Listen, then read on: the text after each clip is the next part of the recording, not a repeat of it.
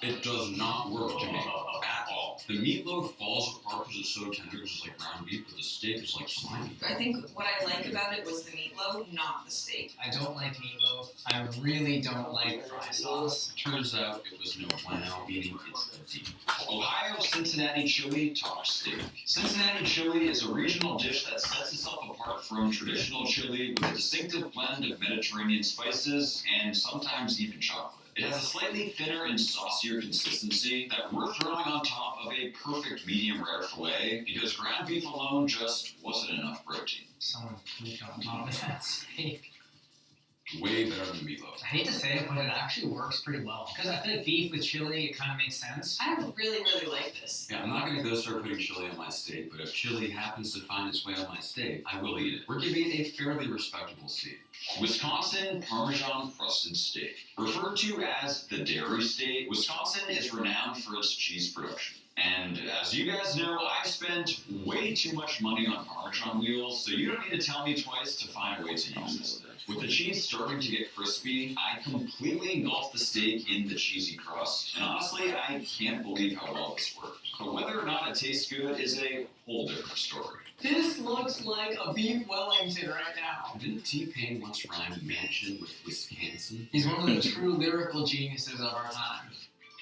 Whoa. Yeah, like such a powerful Parmesan flavor. It's almost like the funkiness from a dry aged steak.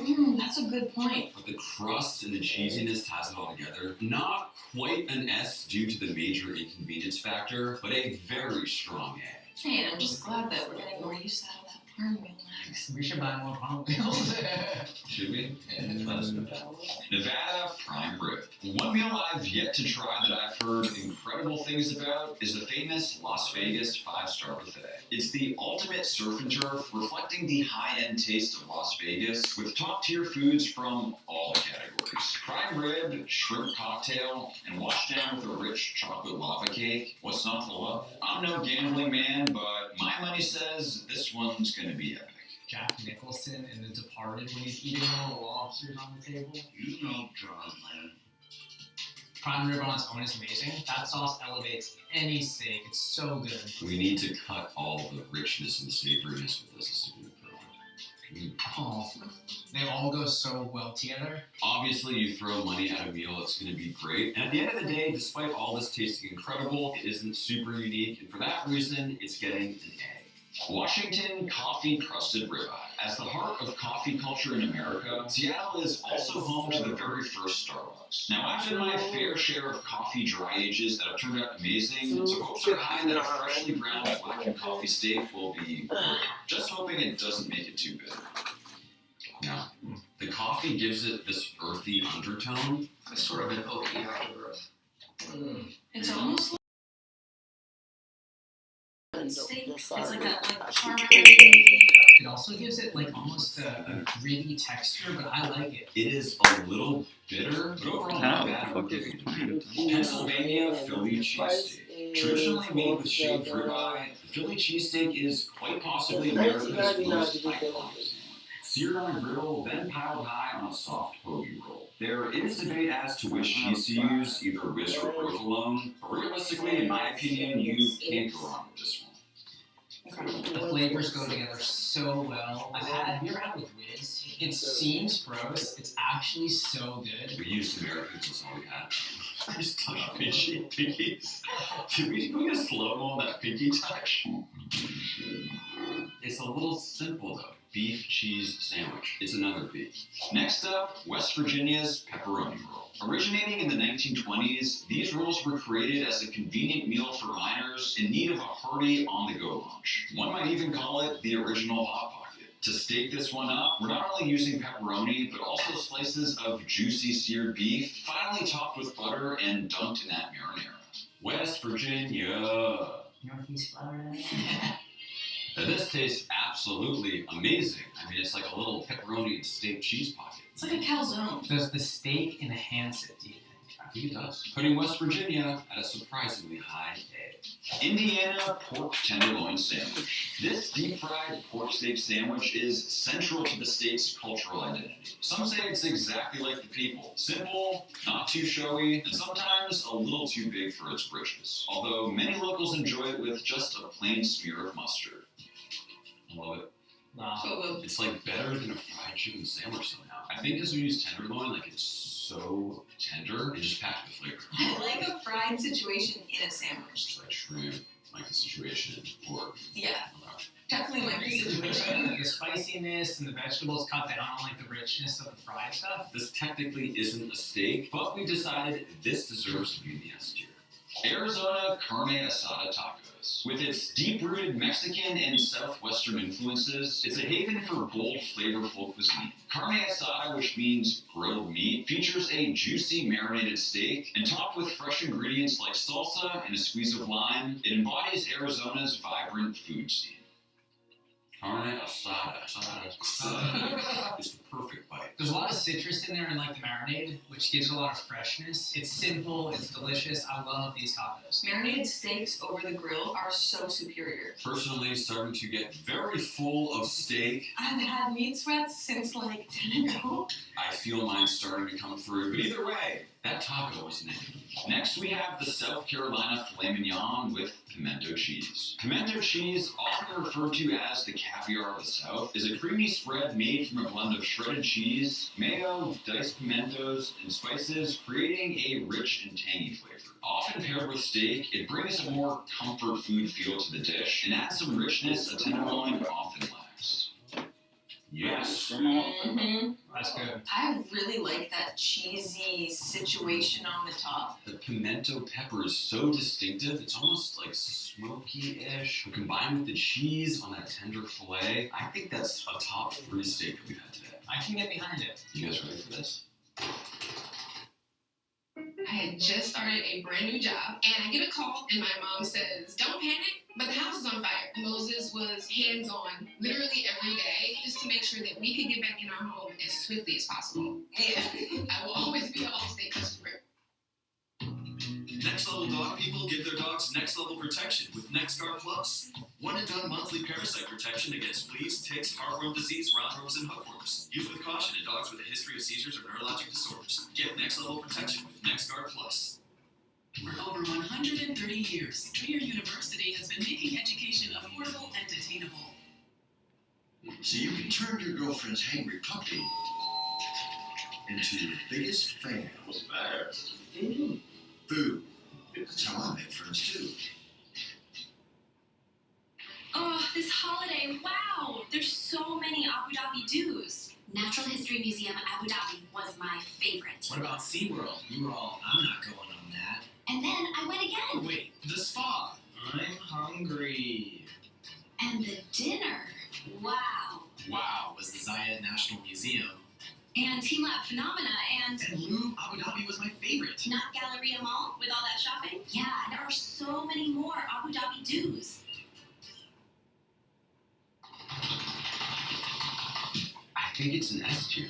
New York and the one and only New York strip steak. New York City Steakhouse Delmonico's, which was founded in 1827, served this cut as its signature dish, and by association is responsible for naming this now widely known cut. Threw on some Peter Luger steak sauce, another iconic New York City steakhouse, to see what New York City steak is all about. Our old stomping grounds, the great city of New York.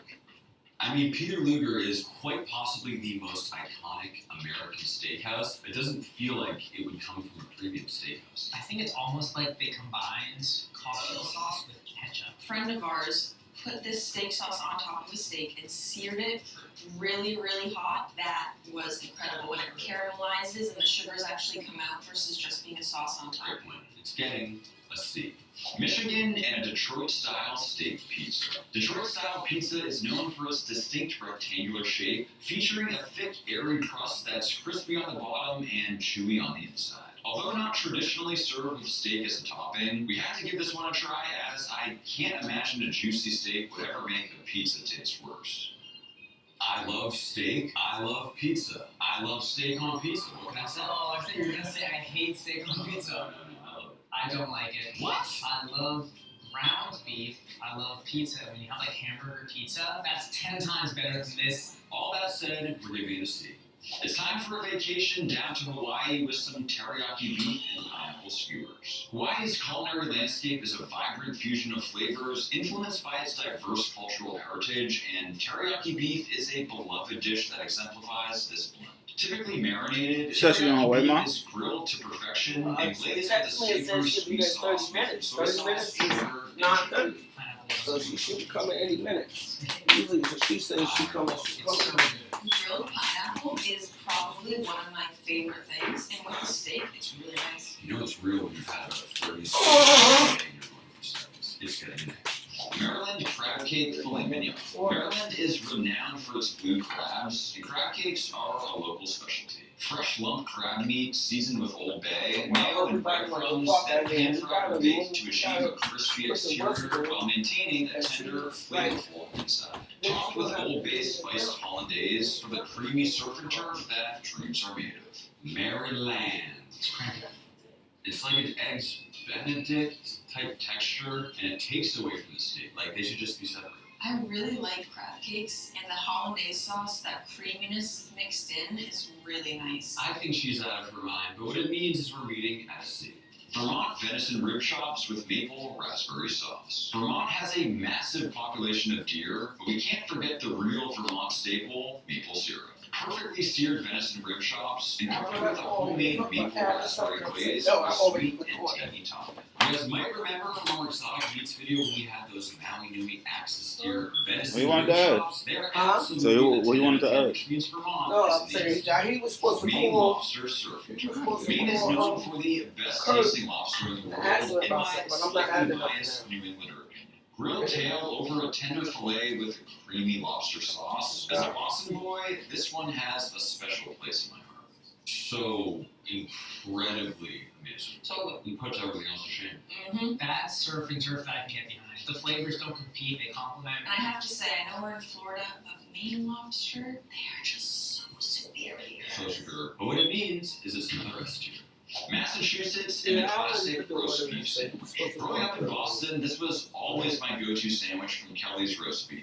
The restaurant originated in Revere, Massachusetts, and has become an iconic part of New England's culinary landscape. In my sandwich today, medium rare prime rib is the star of the show. Massachusetts, the birthplace for It's all of supposed to us. be 2 hours. I don't Grew know up why they do that, but Our parents used to always take us to Kelly's and their roast beef sandwiches. and now it's Tastes like Kelly's Roast Beef. It's the same thing. What makes it for me is the tang from the barbecue sauce on one side and then the mayo on the other for the creaminess. Yes. There's a lot of meat, but it kind of balances it all out. my I feel like father roast beef got just made. it's kind of like a lump of This not my super mother poured flavorful in meat. because- So for me, it's like kind of mid. What that means is that we're meeting at the middle and a B.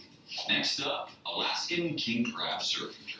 With breathtaking wilderness, a cold climate, and abundant seafood, Alaska is most notable for its king crab with its sweet, delicate flavor. A luxurious combination with steak, it merges land and sea in one perfect bite. You know, Oh yeah. Yes, yes, yes, yes, yes, yes, yes. there really isn't too much to say. I mean, it's so reminiscent of the lobster. Might be better than Boston lobster. Shut your mouth They're right both up. amazing. What it means is that Alaska is also in the S tier. The New Jersey Sloppy Joe sandwich. And I know what you're thinking. In what world is this a Sloppy Joe? Apparently in the world of New Jersey, because out there they have a unique deli-style sandwich made with layers of meat. In this case, I'm using prime rib roast beef along with Swiss, coleslaw, and Russian dressing piled high between some rye.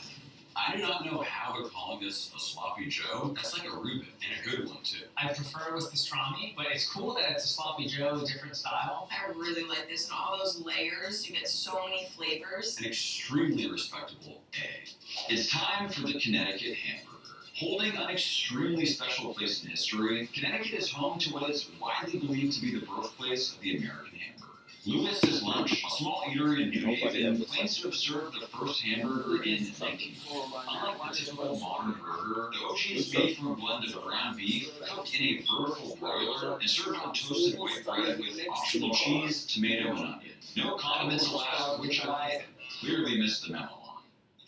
This looks absolutely nothing like the burger we all know and love, but apparently it's the OG, and the OGs knew what they were doing because this is so good. Nice, like thick, almost like a Texas toast. Really is a good addition to the hamburger. Do you like it more than a hamburger though? I think so. Really? Because you get the crispiness all around and it's so fluffy all throughout. Another very strong A.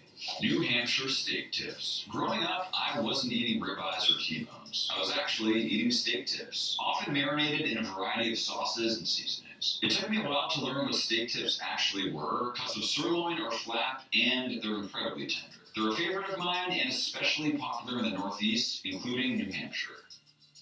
That right there brings me back. Mm-hmm. Steak tips are such a New England thing. On any of the rare occasions we would go out to eat as kids, literally 100% of the time, I was ordering steak tips if they had. Finally, something we can all agree on. They were so juicy. The mashed potatoes. And also very, change the flavor really easily by changing up the marinade. If you come to New England, you must try the steak tips, because at least in our eyes, it's an S tier. Delaware soft-shell crab tenderloin. Delaware, with its prime location along the Atlantic and the Delaware Bay, is known for its abundance of fresh seafood, particularly soft-shell crab. A delicacy in the region, soft-shell crabs are blue crabs harvested just after they molt, when the shells are still tender and edible. Typically, these crabs are lightly battered and fried, resulting in a crispy exterior while preserving the sweet, delicate flavor of the crab. Get ready. I gotta call mom when I come back. I gotta go talk to my friend. It's not very soft. Well, turns out they do not sell soft-shell crabs around here. This is just a regular deep-fried blue crab, but you guys get the point. Typically, soft-shell crabs, you can eat the entire thing, though I do have a feeling, if you believe in yourself, anything can be a soft-shell crab, right? It's meaty. It's really good. Good stuff. Realistically, the blue crab meat is like one notch below lobster or Alaskan king crab, but it's still super succulent and sweet. In a soft shell form, it is hard to beat. Truthfully, though, the presentation of that crab is so cool. I love that. I mean, that alone helps to justify it.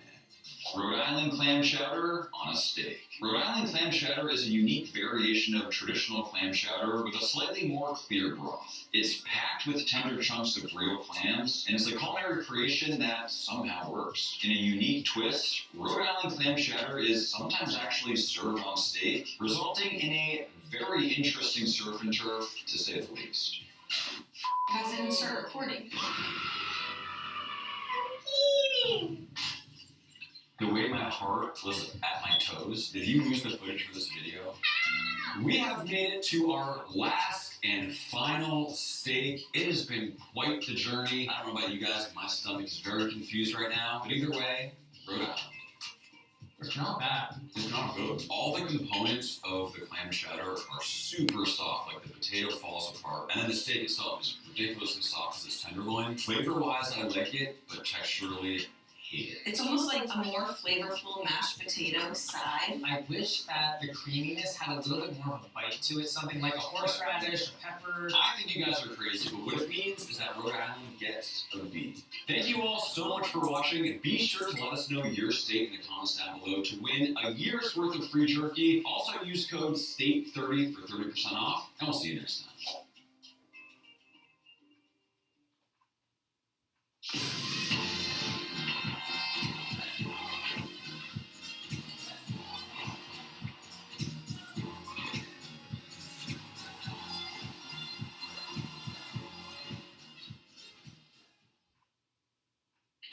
When you get Culligan water, something extraordinary happens. The water becomes something more. It becomes cleaner, safer, better tasting. With certified Culligan filtration, you don't just drink your water, you love it.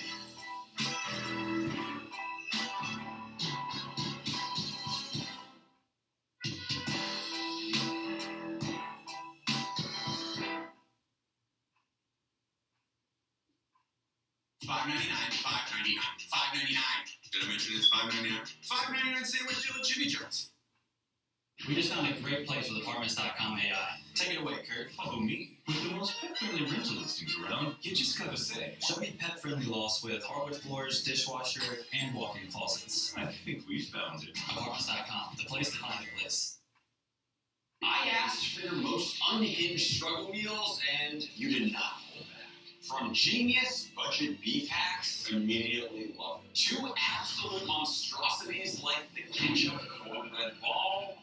Oh, that should be illegal. We're exploring the world of struggle food to find out which subscriber meals are worth recreating and which should be banned from kitchens forever. And we are starting off in America with Adam's Poor Man's Lobster Roll. I love the name, but this recipe sounds questionable. The first thing we need to do is toast up our bun. In the meantime, I'm also going to sear up our hot dog.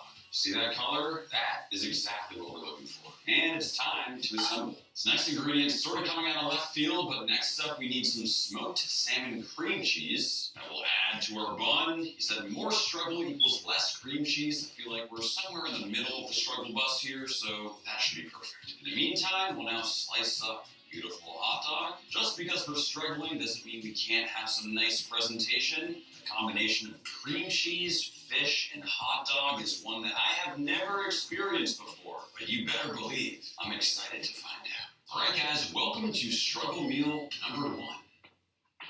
Oh, I do not like that. Really? Dude, how do you feel about salmon mixed with a hot dog? You like that? It's a little weird, but I don't hate it. I mean, I don't think salmon cream cheese would be my first cream cheese choice here. It kind of reminds me of a crab rangoon, and I weirdly kind of want to eat a little bit more, but I also don't because I know what's in there. It's one of those things where my first impression was so good, and then I chewed, and now I'm on team not loving it. And that salmon flavor just slowly sneaked his way in there, and it got fishy. I'm going with a D. I'm going C tier. It wasn't horrible, but it wasn't great. I'm going C. What it all means is the poor man's lobster roll is getting a C tier. For our next struggle meal, we have Roberta M. from Brazil's ramen with sardines, which, to be honest, sounds a little weird. With our water boiling, we'll open up our chicken ramen and in with the noodles to cook. Okay, now that we are pretty much cooked, we go in with the seasoning packet. There's just something about the smell of ramen that brings back memories, but we'll give it a quick mix. Now, interestingly from here, she says to pour out some of the water. Not exactly sure how much she means. We'll stop here. Now we go in with an egg, mixing that up to let it all cook in together. This is where things start to get weird, but we open up a can of sardines. It's quite the combo here, huh? Mixing that all up together. Yeah, it's starting to look very interesting. I can definitely appreciate the protein content here. I'm not gonna lie, not the most appetizing looking thing we've seen today. But either way, let's give it a shot. Whoa, I don't want to eat this one. I gotta trust Roberta. Oh man, I'm sorry, Roberta. This is brutal. Roberta, if you knew me personally, you know me as somebody who's a highly adventurous eater, and I love all these things by themselves. There's something about this combination that's not working. It's the texture, I just realized. They're both so soft, and it's like a mush going into your mouth. I hate to say it, Roberta, because I love you, but I'm giving this dish an F tier. I'm sorry, it's gonna be an F. It's gonna be an F. It's really fishy. On an exciting note, this is the first F of the day. Woo, Roberta! Sadly, it's gonna be an F tier. We have made it to Yakima's Budget Beef Olives. Well, I was today years old when I learned what beef olives were. They sound pretty awesome. Combining a bunch of stuff to our seasoned ground beef like onion, some bacon, chopped pickles, and a bit of mustard. It's typically made with steak. This is our ground beef struggle version, and so far it looks pretty good. From here, we'll lay down our bacon, laying down some nice little nuggets of our beef mixture, and we'll wrap them up to form our perfect little beef olives. Again, for the non-struggle version, we typically use a nice piece of steak here, but we gotta work with what we have. And we'll get them into a pan to beautifully sear up. Nothing beats the smell of sizzling bacon, and these are already looking off the charts. With our color right where we want it to be, we'll now go in with the wine, just sort of deglazing the pan. Also, just like Giacomo says, we're adding in some beer. After all, he is from Germany, as well as the beef stock. This is all going to act as our braising liquid as we let it finish cooking. And just like that, our little beef olives should be good to go. Very first time making these, I cannot imagine this will be my last. Served with some potatoes, cabbage, and some of that glossy gravy over the top. I think it is finally time we give these a taste. Budget beef olives. They're There's so many flavors in there. I don't like meatloaf. I love this. Bacon perfectly just holds that little hamburger in there. It's great. The bacon provides all this richness, but then you get the crunch from the pickles. Really nice gravy. I don't know, man. I gotta go S tier. I love this one. I'm gonna go A just because I think this is still pretty expensive. I mean, this is a meal. I think I gotta go S. Are we looking at F? Oh, it's our budget beef olives are getting S tier. Next up, we have Vanessa's Broke Girl Summer Meal. Summer is coming up, so this one could be useful. So the first thing we need to do is actually start with a ramen pack, and all we'll need is the seasoning packet. Next up, we'll need the cheapest steak I could find. This right here is London broiled. I'm actually liking this technique. We're going to season the steak with the ramen packet. There's no way this can be bad. And just like she says, we'll let this sit for about 20 or 30 minutes. Now we'll just slice it up into a bowl, then we'll hit it with the lime, one more mix, and we'll let that sit for about 15 to 30 minutes. Okay, from here, we go in with our rice noodles and just let them cook. And we'll strain them out to let them cool and move on. And now it is time we cook our ramen packet and lime marinated beef. The beef has almost cured like ceviche in that lime juice. Very interested to see how this one ends up tasting. Starting to get a bit of color, we'll now add in our cheap vegetables. We got onions, tomatoes, bit of a curveball this one, but some lettuce, as well as cucumbers. Getting that all mixed up. And we'll just plate that right on top of our noodles, making sure to finish with the rest of that sauce. Alright guys, it is time for our Broke Girl Summer Meal. This tastes good. I might make it a broke boy summer. I was so ready to hate this. It's definitely on the bland side, but it feels very light and healthy and nutritious. Honestly, it's like fit girl summer.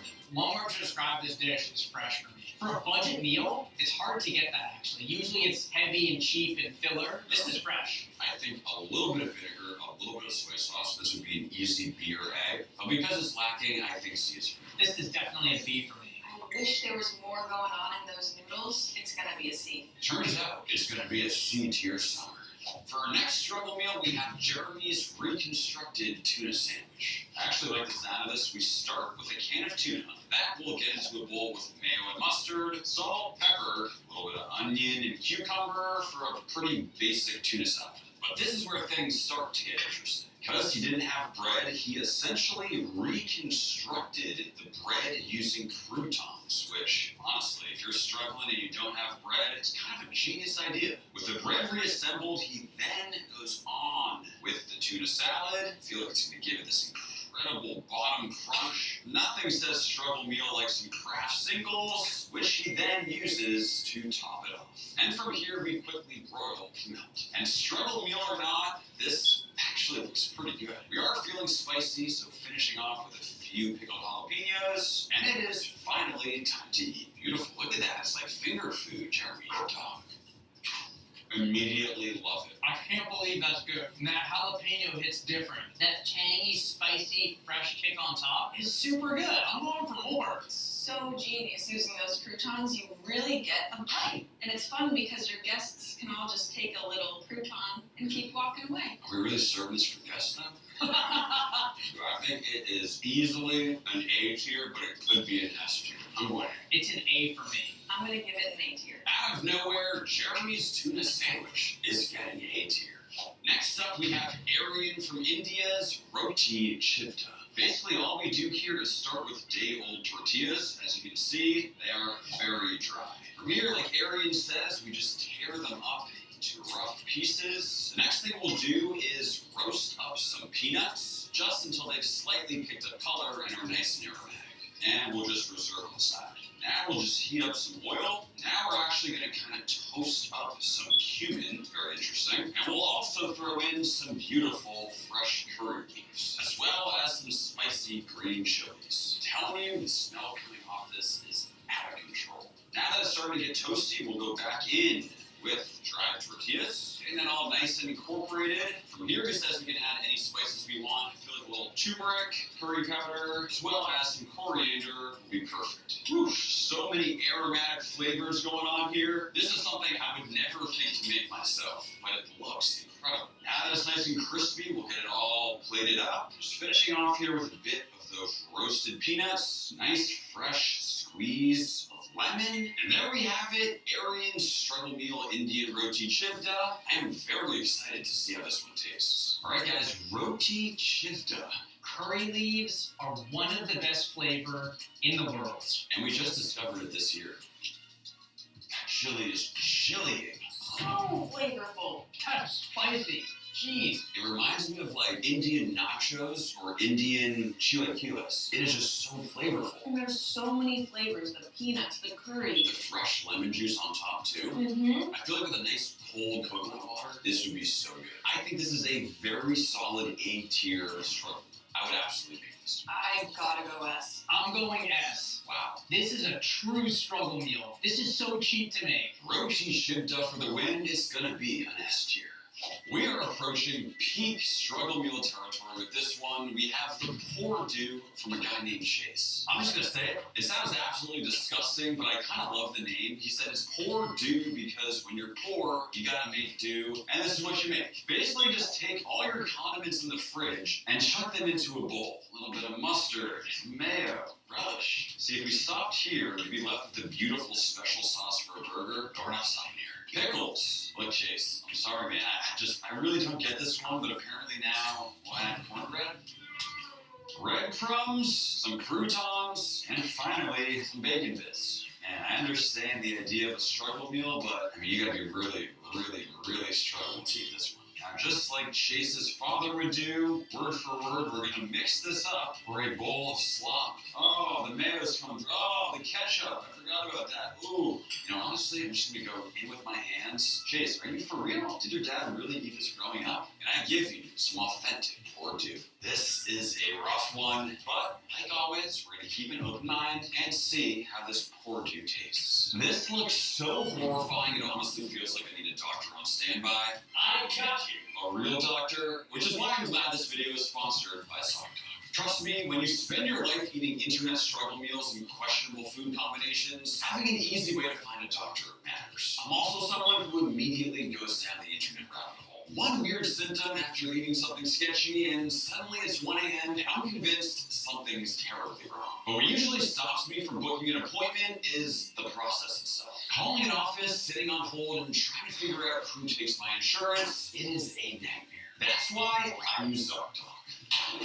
ZocDoc is a free website where you can search and compare high-quality in-network doctors and instantly book appointments. So with over 150,000 providers across all 50 states, tons of verified patient reviews, and appointments typically happen within 24 to 72 hours. I recently got an appointment in literally 3 hours, and my doctor was awesome. Head to ZocDoc.com/meetguy, also linked down in the description, to find and instantly book a top-rated doctor today. Thank you, ZocDoc. It's time to take a bite.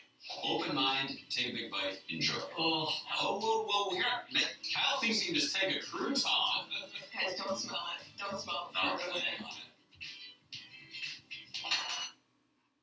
it. It's not exactly a watch party if there's nothing to watch. Good thing Walmart Express Delivery comes in as fast as an hour. 1 hour. Who knew? Sorry. They got this. Not on my watch. Pull-ups have a new learning layer. It feels wet, then absorbs to stay dry. Okay, you got this. It's just a laxative. How scary can it be? You can do harder things. Honey, relax. It's Miralax. It works with the water in your body to hydrate and soften for gentle relief.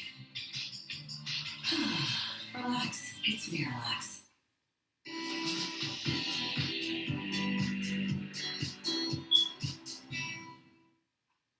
Mazda is the safest new car brand in America. She has no idea. But you do. Mazda, more of what matters most to you.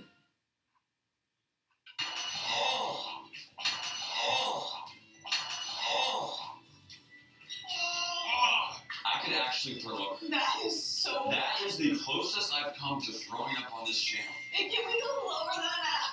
That's getting a Z. I'm gonna be honest, Chase, you should be arrested. That should be illegal. I'm gonna have nightmares about that. It's gonna be an F tier. I'm not even letting you guys vote. It's gonna be an F tier, and we are never discussing that ever again. We have made it to Gustavo's Pantry Survival Tuna Alfredo. I'm actually excited about this one. Step 1, we'll season our pasta water and add in our noodles. To make sure it fits, we're just gonna crack it in half like this. It's the worst that could happen, Sophia.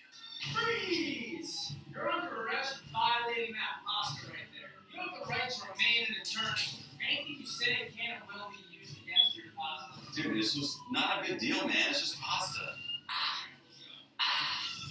Ow. It actually hurts. Ow. In the meantime, we'll mix up our tuna along with the olives as well as the corn. And with our pasta done, let's make the sauce. Adding in some butter, a little bit of oil, cooking in a bit of flour, basically making a roux. Now just adding in milk, seasoning with salt and pepper, and we'll let it thicken, leaving us with this beautiful creamy Alfredo texture. Adding it right over the top. Kind of just wish we could leave things as they are, but either way, we now have to add in our tuna, corn, and olive topping, and we now finally mix it all up. Never heard of tuna Alfredo in my life. We can't forget we're in struggle meal territory, so we gotta work with what we got. And all things considered, it really doesn't look half bad. It was looking really good, and then we added the tuna, and the olives, and the corn. But really, it's the tuna. The tuna's just so powerful, though. Like, the Alfredo sauce is so light and creamy, but you immediately get hit with canned tuna, but it ruins it for me. This reminds me of tuna fish casserole. And I grew up actually eating that. I kind of like it. That is the last thing I was expecting you to say. I know. I don't know, man. I think this is D tier. I'm going D. I'm going to give it a very surprising B. Pantry survival tuna Alfredo is getting a C tier.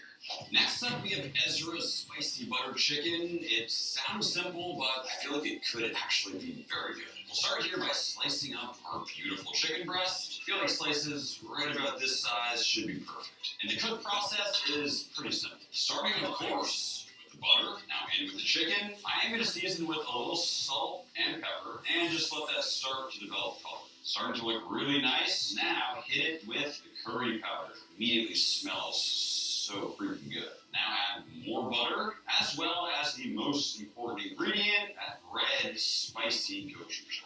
I'll just let that all mix in. Alright, we developed some nice caramelization. It's funny because this guy claims to not really know how to cook, but honestly, this is looking and smelling like some of the best food we've had all day. Is it truly authentic butter chicken? Maybe not, but especially for a struggle meal, trust me, I am not complaining. Alright guys, struggle meal butter chicken. Really not bad. I would never think gochujang would work with Indian flavors. Gochujang is very much a Korean flavor, but it somehow works well. I love it. I think it tastes really good. It just doesn't taste like butter chicken to me. It tastes like those flavors really got into the chicken. I also want to make this one. Is this better than real butter chicken? No. But for a struggle meal, I'll take it. I'm giving it an S. Are you serious? Yeah, it's great. I think this is a very solid B. Today, it's going to be an A. It's going to be a very solid A tier. Next up, we got a struggle meal from Japan. We have John's All-in-One, and I have to say, it sounds insane.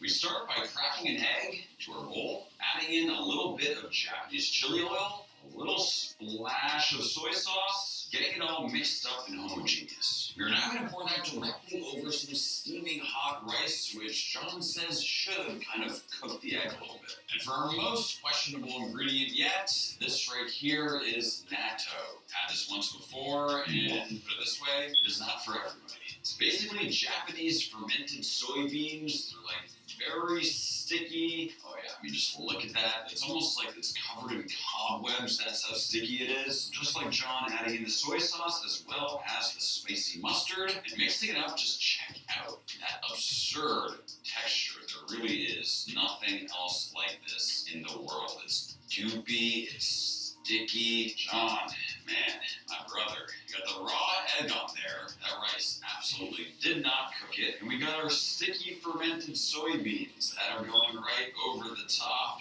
I am going to keep an open mind, but man, this one is interesting to say the least. Just like John finishing with a little kimchi on the side, I got nothing else to say about this one. Let's see how it tastes. Alright, have you guys tried natto before? Never tried it. Looks kind of like maggots or something. Dude, I'm telling you, it gets everywhere too.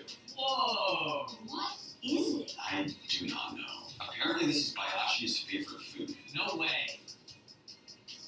My first take was gonna be that's actually pretty good. It's slimy though, and the aftertaste is very bitter. It's to the point where I don't even know if I can trust Bayashi anymore. Dude, just gave me shivers after. It's honestly potentially my least favorite food. And I can typically appreciate everything, but there's the texture, there's the flavor, there's the visual. Not for me. Really slimy, and it tastes like molasses to me. I don't know what it is, but I do know that it's an F tier. It can't be anything higher. I think I'd give it a D because my first instinct was I like it more than I dislike it. Alright, well then Kyle, you can finish. No, I'm good on that. It's going F. Is unfortunately the all-in-one is getting F tier. Next up, we have Joe's Oreo Mug Cake, which sounds more like a munchie than a struggle meal, but I'm not complaining. I feel like I've always seen people make these instant mug lava cakes. I'm very interested to see if it actually works. Just like Joe says, we'll go in with 4 Oreos, quarter cup of milk, tablespoon of sugar, tablespoon of flour, half a teaspoon of baking powder, teaspoon of cocoa powder. Now, we'll just mix it all up. You know, honestly, after looking at this, I think I'm gonna double the recipe. Either my mug's big or his recipe is small, but either way, we need more. That should be more like it. Basically this Oreo-y, soupy, chocolatey mixture. Finishing with one final Oreo hovering right over the top, and we'll get it in the microwave. And just like that, it's done, and it looks freaking epic. Puffed up substantially, and it smells like an amazing Oreo brownie. Just like Joe, we'll finish with a little bit of ice cream, letting that melt right in. I really hope this thing actually tastes good, because this is easily one of the best looking things of the day. Without even tasting this one, I feel like it's gonna rank very high. Dude, that's stupid good. Straight up, 3 Michelin star restaurant could give me that, and I would say it's an amazing dessert. Fluffy, chocolatey. This is an easy S for me. Who's next here? Easy S. Our easiest S tier of the day. Next up, we have a struggle meal from Sam called Granny's Secret Soup. Basically, we start with 3 pounds of potatoes. It doesn't specify, but I am going to chop these up into bite-sized pieces. Now just getting them all into a pot of boiling water. This next ingredient's pretty cool. We have some hatch green chilies. They have such an underratedly amazing flavor. To assemble the soup, I guess we just go in with the entire thing. He does say to season with salt and pepper. I mean, if this thing actually ends up tasting good, I will be very impressed. And just like that, our potatoes should be done, and it's time for our final ingredient. This right here is queso fresco. Looks like there's some sort of banana leaf of sorts kind of wrapping it. You're gonna let those intrusive thoughts win today?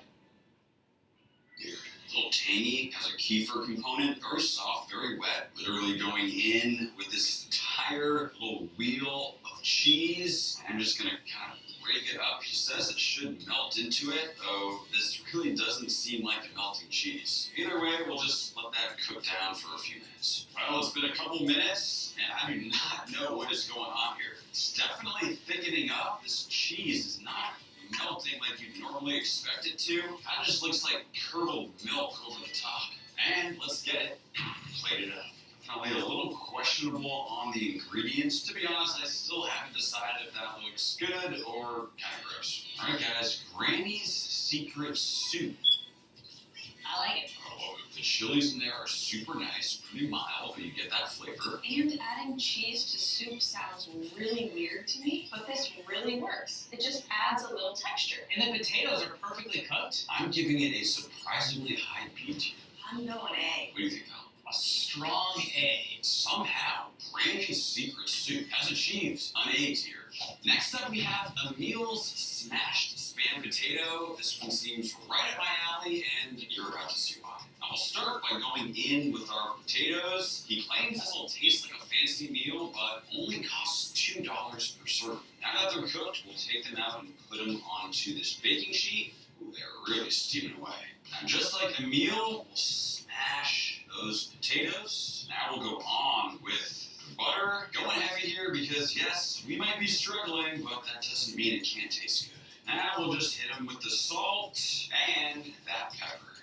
We're not done yet because it's time for some mozzarella. Honestly, these are starting to look awesome. For our final secret ingredient, this one was not easy to find, but we specifically have our bacon spam. The meal specifically said that as the meat guy, I would love this, so we're gonna find out. And we'll just get them nice and cubed up, just like this. It almost feels like we're making little pepperoni bagel bites. I don't always love spam, but I feel like one in bacon form and then also crisped up on top of these potatoes, this could potentially be our best dish of the day. And finally, we'll get them in the oven. And just like that, our smashed spam potatoes are done. It looks super nice and crispy over the top, but still super cheesy on the inside. He says they taste like a fancy meal, and I have to say visually, they look like one too. These look insane. Really good. What?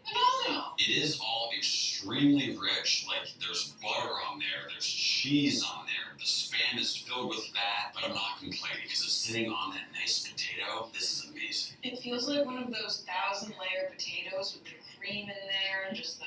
I think this is S tier. I'm giving it an A. Gotta be an S. You've been overrating, Kyle. That right there deserves S tier.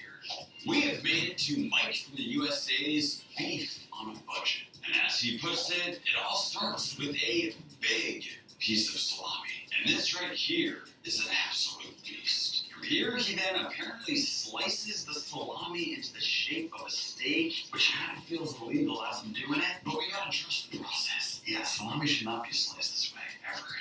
It's so dense. But either way, just slicing up our salami into the shape of a steak and going for sort of a ribeye, maybe New York strip shape on this bad boy.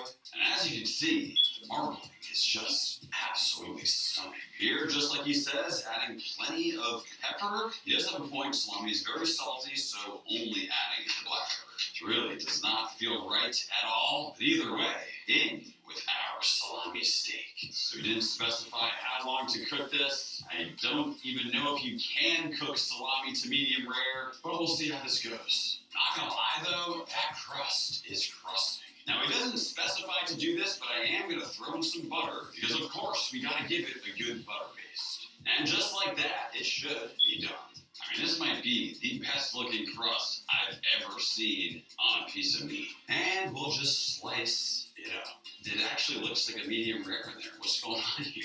That is just packed with moisture. Served right on top of some mashed potatoes. Throwing a little A1 over the top. Call me crazy, but this does not look half bad. Gonna be very interesting to see how it tastes warmed up with the crust and also with that sauce. But either way, I'm excited to find out. I have very high hopes right now. Is it just me or is it amazing? It tastes good. I'm not going to say this tastes just like steak, but it tastes good. I feel like it's a one-bite kind of situation. You should not eat this whole thing. You will probably not survive the meal. But in small amounts, it's delicious. I might shock you guys with my score, but in the realm of struggle meals, I think this is an A. I don't think I could eat a lot of this one. I'm gonna go C. I'm right in the middle. I think this is a B tier struggle meal. It does taste pretty good. What it means is it's going to be a B tier. And we have made it to the struggle ache. It's like a stomach ache, but for steak. Callum from Australia says to basically get the biggest topside you can find, which is a pretty tough cut. And essentially what we need to do to it is tenderize it in every physical way possible. We are going to just stab it using a sharp knife, basically just breaking down the muscle fibers. Actually should make it a lot more tender. Callum, let me know how we did. I feel like that should be sufficient. But we're not done yet. We now need to beat it up. Now at Jimmy John's for just $5.99, you can get a Vito, turkey tom, or the Pepe. An 8-inch sandwich for $5.99. What is this, the 90s? Hold on, my CD's skipping. The $5.99 sandwich deal at Jimmy John's. Oh, that's good.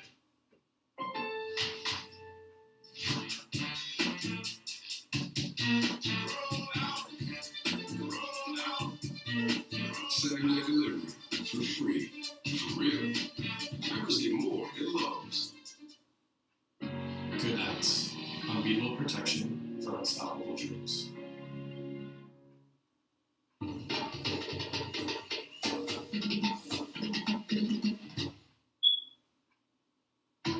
You introduce your buddy to TTF St. Louis. Whoa. He goes on the site and winds up dead.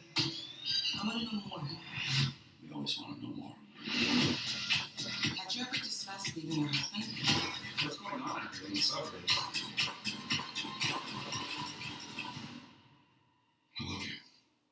I love you too.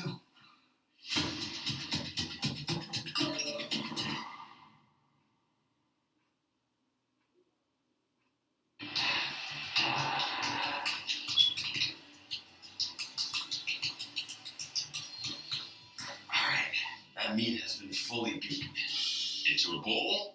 And just like he says, hitting it with the soy sauce, which will kind of act as our salty component, then just topping with some sugar. When it comes to a marinade, this is as simple as it gets. All those holes in there should absorb a lot of those flavors, though visually, this looks like a struggle steak if I've ever seen one. Alright, it's been 15 minutes and this is what it looks like.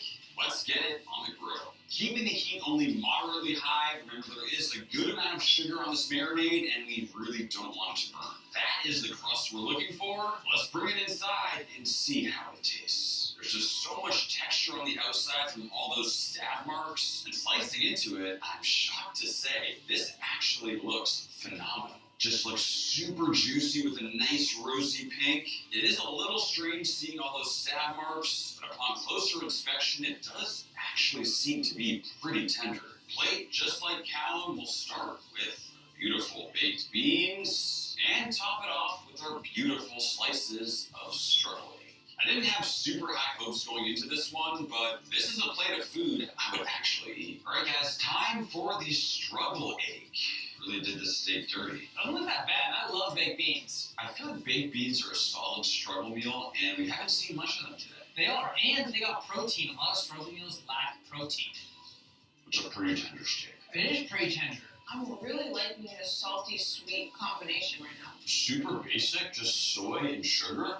The way it caramelized. I don't know if I'm just really hungry right now, but this is actually really good, and it's tender. Hear me out. This is better than like your average bad steak. You know what's crazy? We just cooked steaks for lunch. This is more tender and debatably better. It is better. We had a bison steak that was way less tender than this, and we had some ribeyes that weren't as flavorful as this. You guys are gonna think this is too high, but I think this is an A-tier struggle. No, that's way too high. That's way too You high. see me going for my 7th bite here? Considering how cheap it is, I'm gonna go with a nice B tier. I agree with you, Kyle. I'm going B. The struggle ache might give me a bellyache, but either way, it's getting a B tier. We have reached a level of struggle I wouldn't wish on my worst enemy. It's time for City Cereal from Sean. I'm not surprised. That's not my surprise face. Totally expected that to happen. You know, this is one of those where I think we've all been there before. What do when you have some beautiful fruity pebbles, but things are rough and you ain't got the milk? Or even worse, you pour your beautiful bowl of cereal and then you realize you don't have any milk.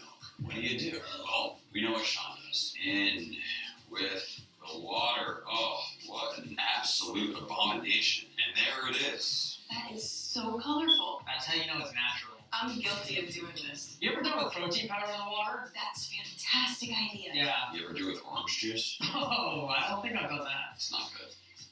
That is delicious. It's worth doing if you actually don't have milk. The water does not look pretty at the end, but the flavor really isn't that bad. It's just slightly bland. I've done this with Cocoa Pebbles. I've done this with Reese's Puffs. A B tier. I was thinking the same thing. Agreed. Cereal with water is getting a B tier. Next up, we have a struggle meal all the way from Lebanon. We have June's Lebna Luncher. And this one involves salt and vinegar chips, some pita, as well as this stuff here, which is called labna, which is essentially a Lebanese kind of kefir yogurt. Just like Jude says, we'll start with a nice layer on top of our pita. Wow, it's super creamy and spreadable. It's way more thin than something like cream cheese. Next, a light drizzle of some high-quality olive oil, and then finally topping with some partially crushed up salt and vinegar chips. Kind of a cool backstory, but she said this was a classic childhood meal for her when her mom forgot to cook or there was no food in the house, and Jude still makes it today when she's on a budget. And visually, it looks pretty good. All right, guys, the Lebna Luncher. A lot better than it looks. I don't like it. Really? It tastes like a plain bagel that's not toasted with a really small amount of cream cheese and then potato chips on top. Cream cheese on a pita is amazing, and salt and vinegar chips are my favorite flavored chips. It works. I love it. I'm going A tier. I will also give it an A tier. I'm going D. No way! No, I don't like it. Drastically different opinions here. What it means is it's getting a B tier. Next up, it is time for Maya's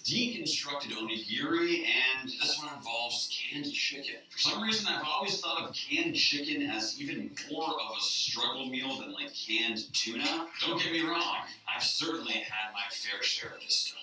I mean, you can't tell me this doesn't look like raw chicken. The crazy part is, it smells exactly like canned tuna. Into a bowl. Next, we'll add in the Kewpie mayo and the Japanese rice seasoning, aka furikake. So if you've ever been to Japan, you've probably had onigiri. It's one of my all-time favorite things. And when I think about it, this version just makes sense. Now, just like Maya, we have our microwavable sticky rice, seasoning with a little rice vinegar, a little bit of mirin, as well as some soy sauce. Just giving that a little mix. Topping that seasoned rice with what is essentially a Japanese canned chicken salad. I mean, this definitely looks like something I would enjoy eating. A little bit more of that furikake over the top, and just like that, it's time to eat. Deconstructed onigiri. We all know Max loves his deconstructed meals. Deconstructed smoked chicken thighs. Sure, I do. I can't have nothing to say to that. Enjoy.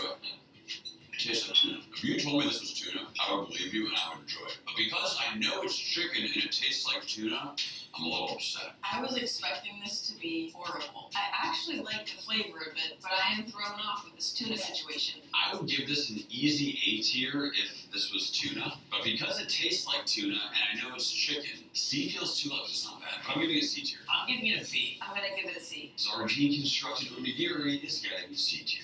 This one is truly right up my alley. We have Aaron's gravy jerky potato. Step one, we'll get our potatoes nice and boiled up. Now this is where things start to get weird. We apparently need to add some jerky to warm water to sort of rehydrate. And you already know, we are of course using some beautiful Max jerky.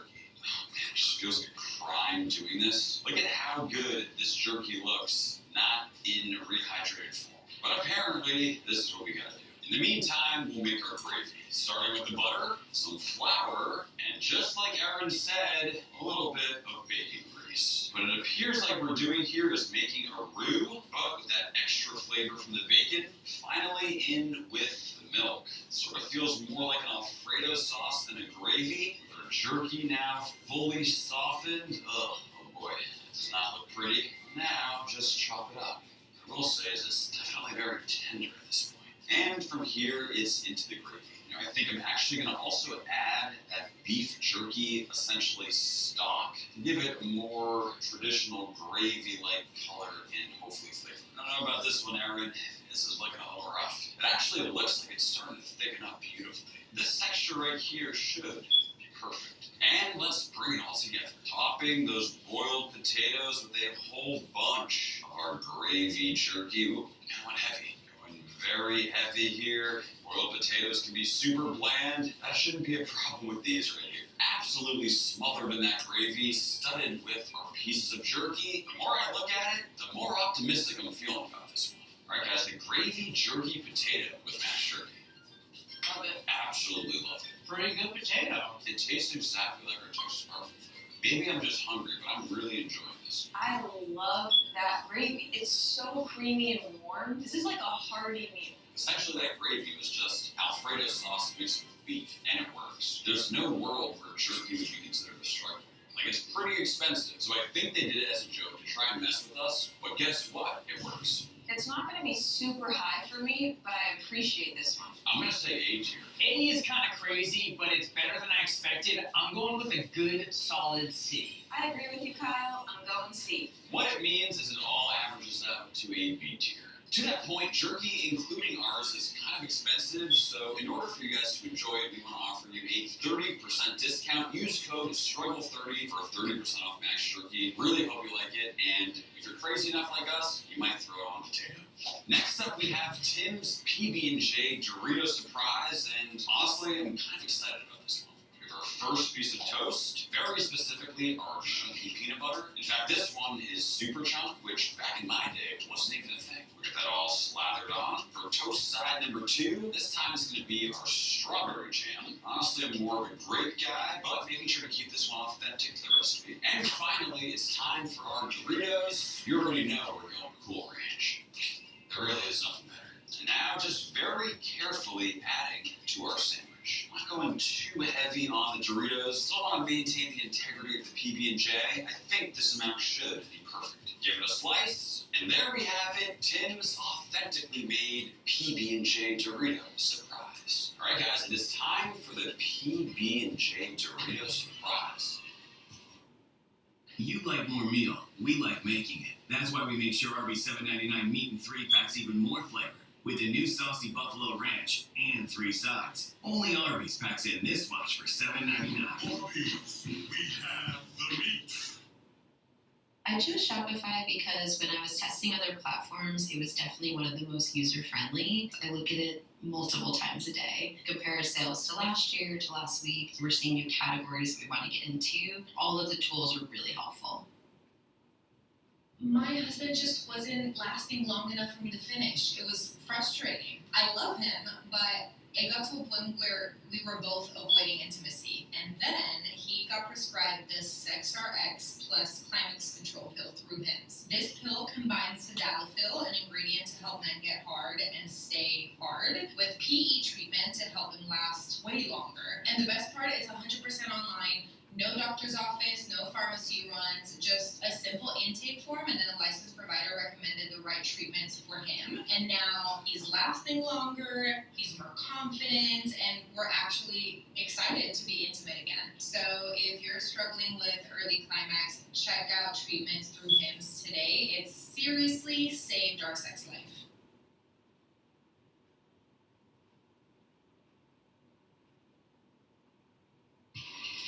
I love it. It wasn't lying about the surprise part, that crunch. Not only do you get it in the middle, you get it on the outside because it's toasted. I don't like it, but it is a lot better than I was expecting. Does this add to the peanut butter and jelly secret? That's the question. Not really. I think it deserves a B tier. I'm gonna go B tier. I'm gonna go C, but I was expecting an F. What it means is that PB&J Dorito Surprise is getting a surprisingly high B tier.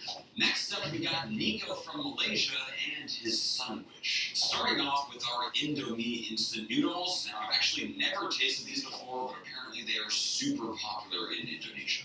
Interesting here, the noodles are very different than the ramen I'm used to seeing, but definitely most unique here is the sauce and seasoning packets. It looks like we have 3 distinct sauces, a sambal, a soy sauce, some sort of seasoning oil, and over here it also looks like 4 different types of seasonings. Either way, let's cook the noodles. Here, we'll just quickly strain, now it's into a bowl, top it with the seasonings, and finally, those 3 sauces. This just looks way more advanced and flavorful than the ramen I'm used to.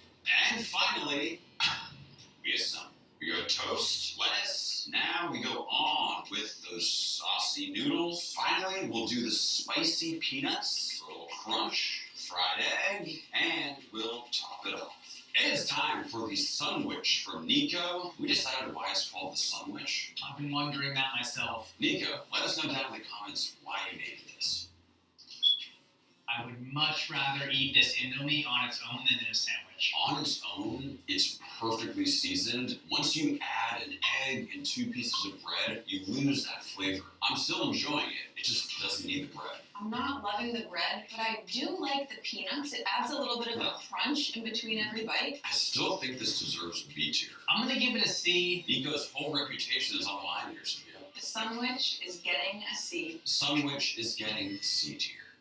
Next up, we have Josh from the Bahamas, Haitian patty. This one actually looks very interesting. Step 1, we'll need a couple hot dogs that we'll just slice up. If there's one struggle meal meat that I consider to be the best, it would of course be the hot dog. These little pieces like so should be perfect. We'll set these aside and get started on the dough.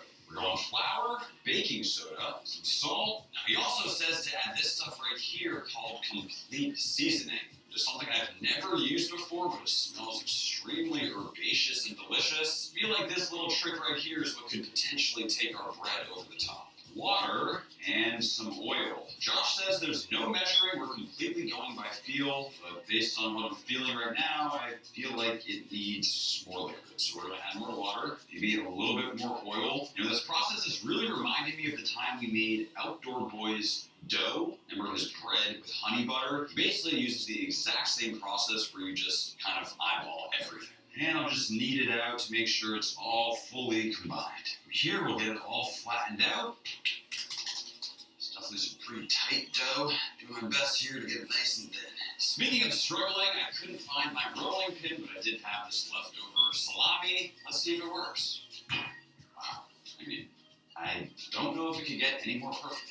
This is working great. Oh man, I'm just getting tired. Computer is back on with those hot dogs and adding in our vegetables like onions as well as some green peppers. Now I'm just going to kind of meet in the middle. I guess we'll make it kind of like a rectangle shape, just like this, leaving us with this perfect little hot pocket, and we'll get it seared up. Just like he said, making sure it's hot, but not too hot. Developing some pretty nice color. It kind of reminds me of like fried dough. And just like that, it should finally be done. I mean, it looks absolutely stunning, but I have to say, it is quite dense and heavy. See what we got going on the inside? You know, it actually looks and smells pretty freaking nice. Kind of feels like an elevated Hot Pocket. Let's see how it tastes. All right, guys, Haitian patty. Looks like a little hot pocket. Delicious Haitian calzone. It tastes like a real struggle, but not in a bad way. It's like you're going through it, all you got is hot dogs laying around, you don't even have a recipe for the bread, you just throw it together, this is the result, and it works, sort of. I love the texture of that exterior bread. It's really crispy on the outside and a little doughy and soft in the middle. I can get on board with this one. I'm gonna give it an A. Really? I think if this was over a campfire, it's an easy S. I think it's a solid B tier. I'm going B. I think with a little bit of cheese, it could be an easy A, but today, it's gonna be a B tier. We have made it to Leela's Struggle Meal Indomie Risotto. Step one, we need to crush up our Indomie ramen. Very different initial process to any other risotto I've seen. Like always, we gotta trust the process. In with our crushed up noodles, just like she said, not using too much water here, because eventually this is apparently gonna form into our risotto.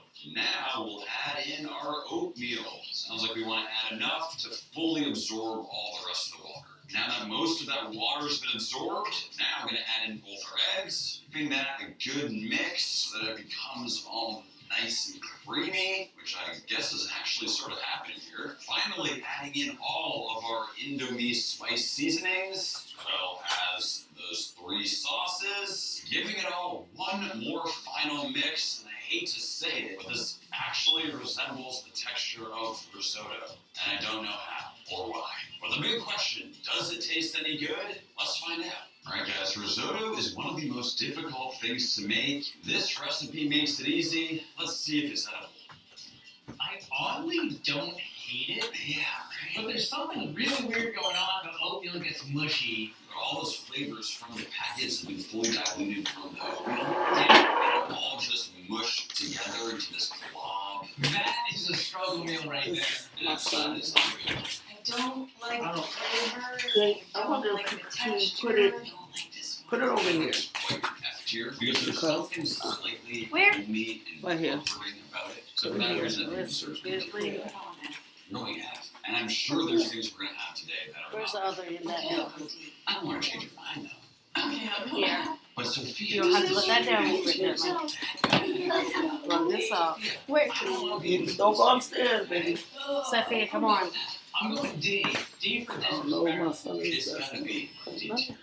Next up, it's the Sigfus from Yeah. Denmark's peanut butter pasta noodles. They sound a little questionable. Are they delicious? Just like Sigfus says, we very specifically need to use spaghetti. And we'll go in with that spaghetti. Almost forgot, we of course need to salt the water.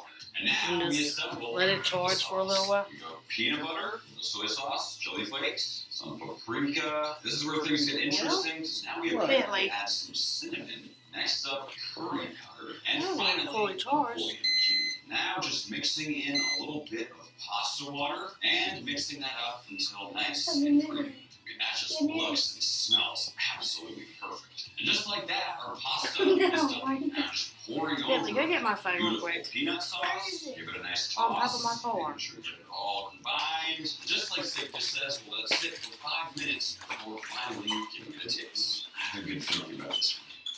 You know what I've really come to appreciate? Curry powder. I never used it, but I feel like lately we've been using it in so many dishes. It's such a Oh, weird it's something. I would drop the cinnamon. I actually don't mind the cinnamon. What I feel like is missing is an acid Sophia, note, leave like it some down. lime or some vinegar in there. I feel like that would just completely balance it out. It's not bad, but it just feels like it's missing something. I love that creamy sauce on there, the peanut butter flavor. I love the cinnamon, the curry. I want to make these. I know what's missing. So just throw an egg on there, man. Kind of like in pad thai, it's mixed in there. I think it would help a lot. I wish there was a little bit of a crunchy component, maybe crushed peanuts or something like that. But still, I think it deserves a very respectable B tier. I'm good with beef. I'm gonna give it a C. But what it all means is it's getting a B tier. And we have made it to Richard's Broke Wellington. So Richard may have never tried real beef Wellington, but just based on the recipe, I feel like this is actually going to be quite good. First step, I'm basically forming out the shape of like a tenderloin or a Chateaubriand that you typically use, and giving it a good season. At this point, it really does look similar to the real deal. And just like we would a normal Wellington, we'll give it a really nice sear. All we're doing here is getting color. The key is to not actually cook the inside yet. That should be perfect. Just like Richard, we'll lay down our beautiful pieces of ham. I guess it is This was the George a normal little version. well. We've been using prosciutto. However, this here is a struggle meal, so we're working with what we got. Next, It's just you're going to have to adding charge on for a little while. mushrooms. Yes, these are canned mushrooms. In my opinion, they're So maybe about adding on our beef, and we'll very 3 or 4 carefully maybe. roll it up. Do my best to keep it nice and tight, and it actually looks pretty good. Next up, it's time for the crescent rolls. Honestly, oh, I freaking love these things as is. I feel like a beef Wellington is going to be perfect. We'll unravel on with the beef, and once again, we'll roll it up, forming a nice, snug, almost burrito-like pocket onto a baking sheet, and into the oven it goes. And there she is. Beautiful,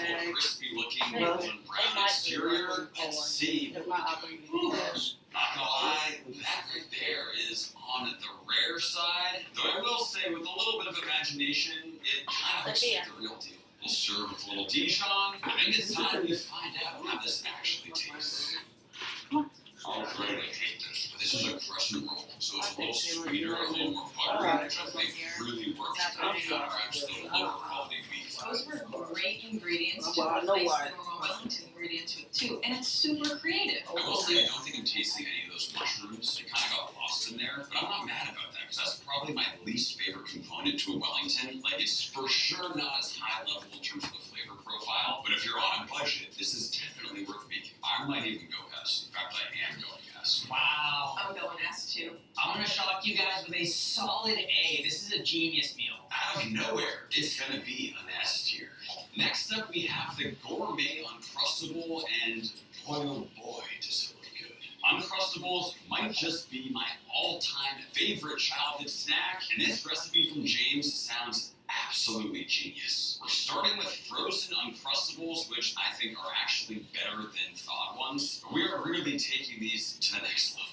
Oh, wound. He doesn't specifically say to do this, but I am going to add a little toothpick right down the middle to sort of form a little uncrustable lollipop. And from here, we take some luscious melting chocolate, completely submerge that Uncrustable. I can already tell you, this guy knows how to snack. There's no way this could be bad. Now that we're fully coated, he then hits it with some sprinkles going on both sides. Then it's onto a rack to freeze. I mean, that right there is the best looking Uncrustable I have ever seen. Gotta show you guys how this looks on the inside. I mean, that cross section right there are what dreams are made of.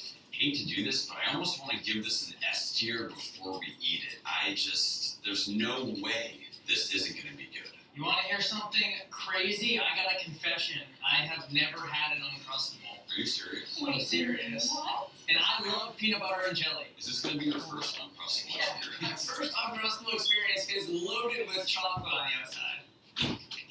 Oh, wait, How was many drinks Yeah, the peanut butter is way stronger than the jelly flavor. Am I right? Oh, so good. The one thing I could do without is the bread, but honestly, I think I'm gonna remake this. I freaking love it. I'm giving it an S tier. I'm sorry. I just have to do it. I love it, but because of that bread, I'm gonna go A. I love it. I'm giving it an A. With that said, it's going to be a very solid A tier. You should definitely make this. Thank you all so much for watching, and huge thank you to everybody who submitted their struggle meals, and we'll see you next time.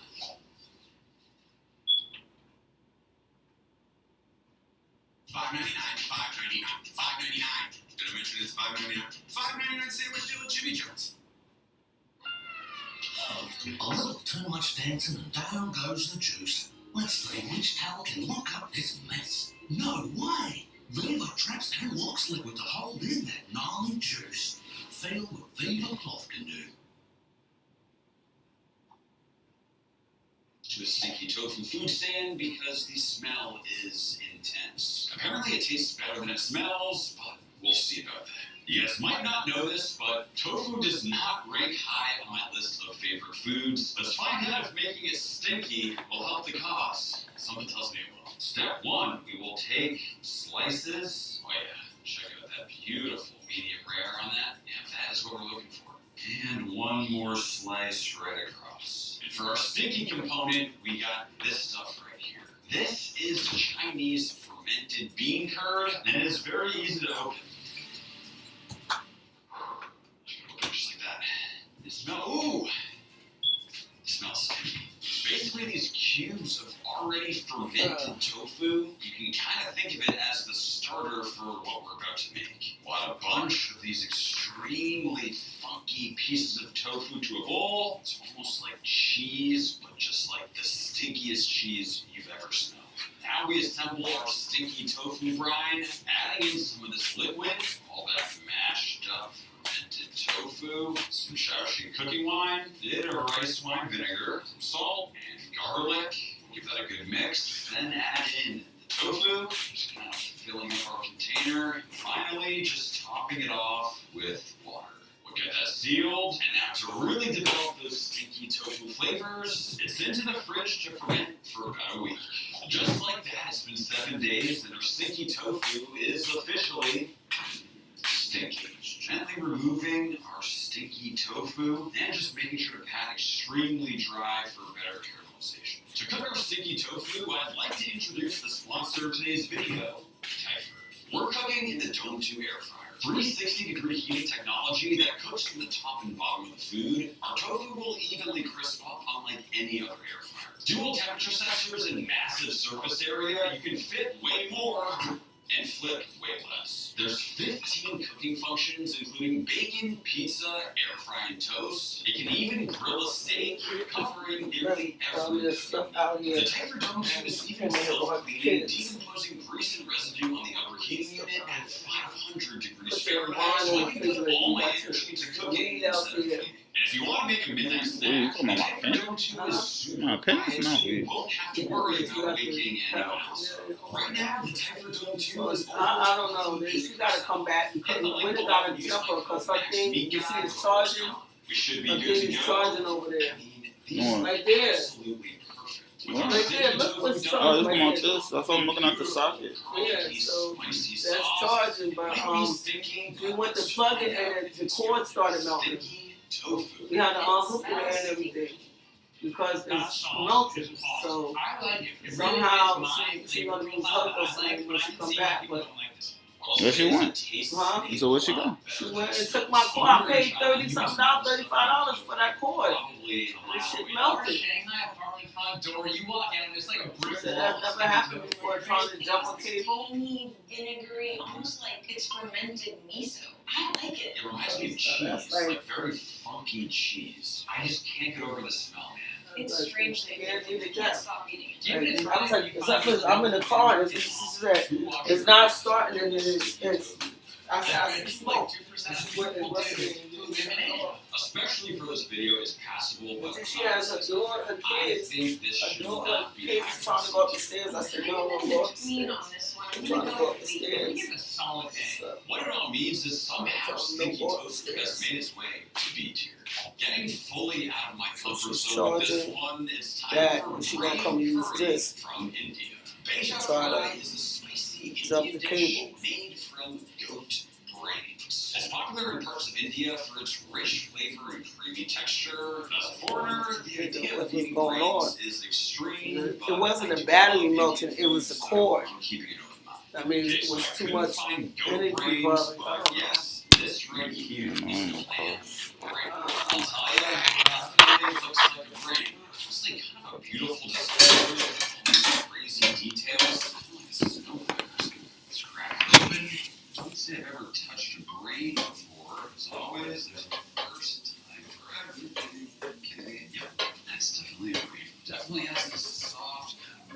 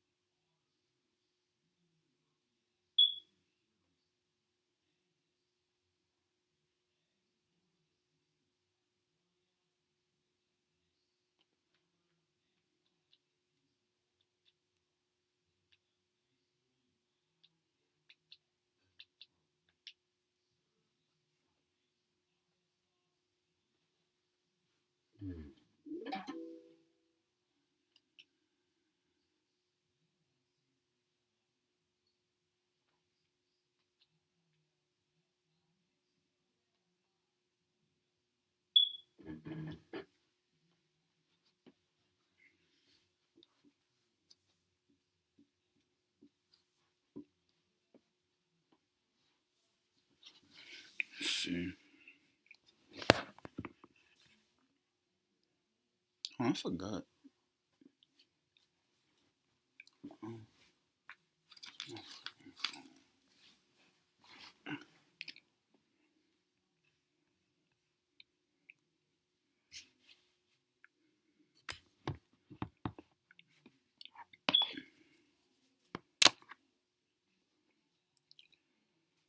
Let's see.